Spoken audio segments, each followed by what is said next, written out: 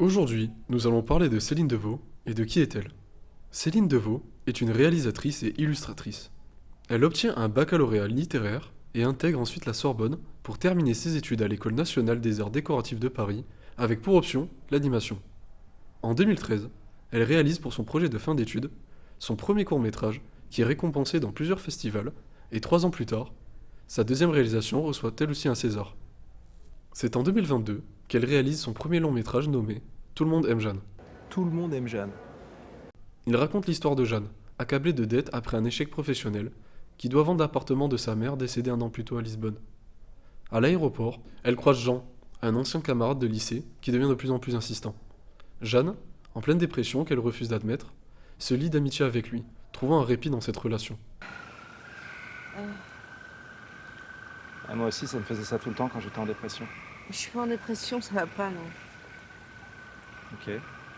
Leur amitié évolue en amour, offrant à Jeanne un soulagement et un réconfort.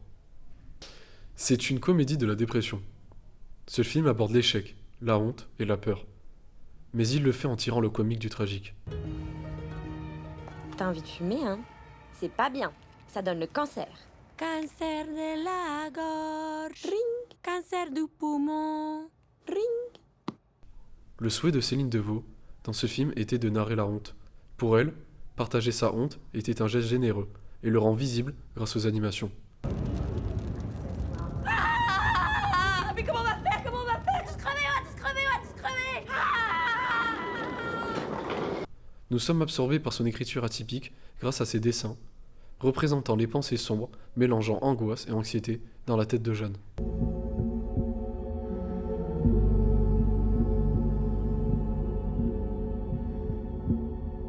La spécialité de Céline Devaux, que l'on peut remarquer au fil de ses réalisations, est qu'elle utilise des combinaisons de techniques visuelles uniques, alliant le cinéma et le dessin, pour faire entendre et voir les pensées intérieures, en cassant les codes du cinéma ordinaire narratif. Peut-être que tu peux rentrer et te changer, je sais pas. Parce que là, ça fait un peu beaucoup, hein, les lunettes de soleil et tout. C'est parce que tu veux qu'on prenne au sérieux? On sait que t'as fermé ta veste parce que t'as une tache de dentifrice sur le t-shirt. Puis ces chaussures qui font un bruit, mais un bruit, on n'entend que toi, quoi. Clac, clac, clac, clac, clac. L'animation ne lui sert pas que pour raconter des histoires, mais aussi pour explorer des états émotionnels complexes comme la tristesse, le malaise social et les contradictions internes de ses personnages. Vous êtes arrivé devant le commissariat, un gyrophare tournait sans arrêt, ça faisait des lumières disco sur les murs. Elle se distingue par une approche artistique très personnelle, où l'animation joue un rôle central dans l'expression de ses thèmes.